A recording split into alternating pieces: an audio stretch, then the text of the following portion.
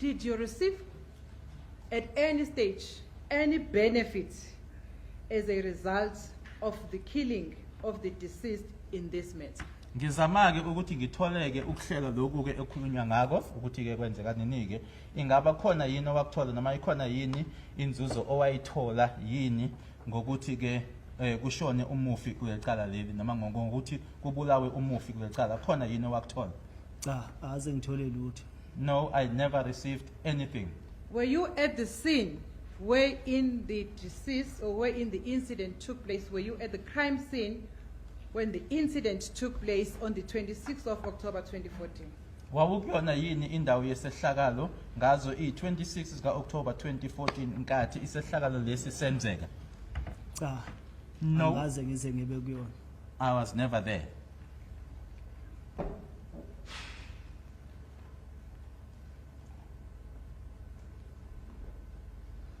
Thank you.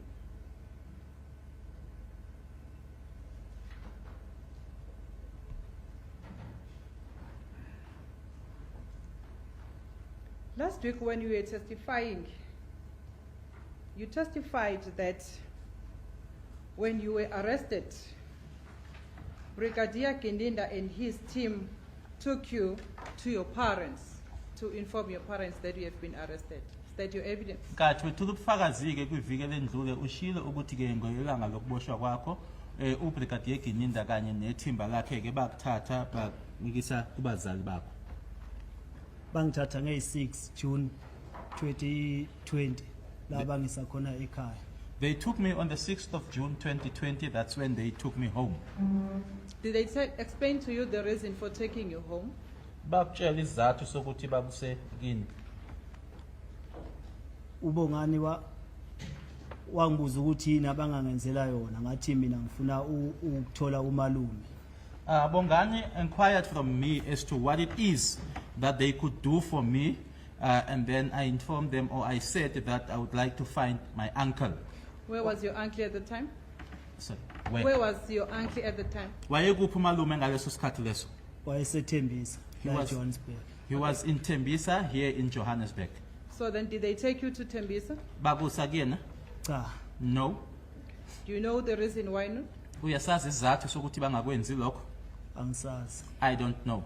When they took you to your parents in Mahlabathini, had you asked them that you wanted to see your parents?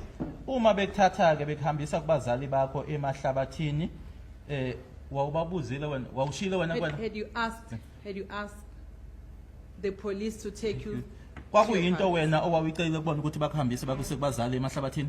Cha ngacela. No, I didn't. So why were you taken to your parents? Kwakungani ke ukuze uhanjiswe usiwe kubazali bakho? Yiba bayithatha isinqumo sokuthi bafuna ukungisa kubazali ekhaya. They are the ones who took that decision that they will take me to my parents, or they will take me home to my parents. Did you give the police your number?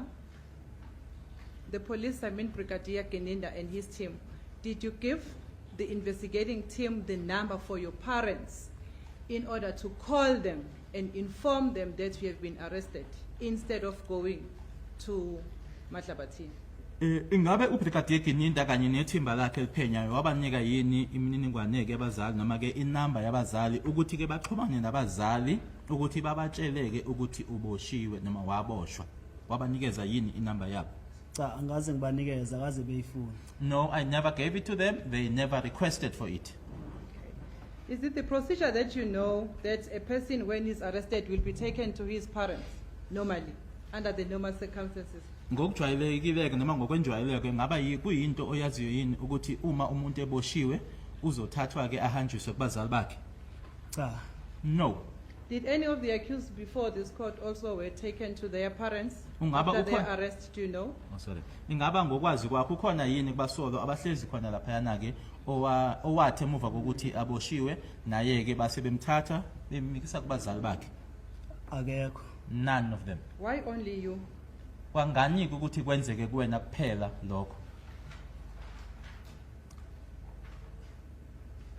Isizathu sabo ngeke ngisazi mali ngokwami mina ngokubona kwami babe kwakuyindlela okungihlukumeza nje leyo ukuthi ngisuke ngama handcuff la ngiboshiwe ngize ngiyofika ekhaya ngiphinde ngibuye ekhaya ngize la kuphinde kuhlukumezeke nabazali bami ekhaya bengibona ngiboshiwe ngishayiwe futhi. I wouldn't know the reason, but according to me, it was just a form of torture for me to travel from here, handcuffed, back home, and also torture on the side of my parents to see me in that state being handcuffed and also having been assaulted.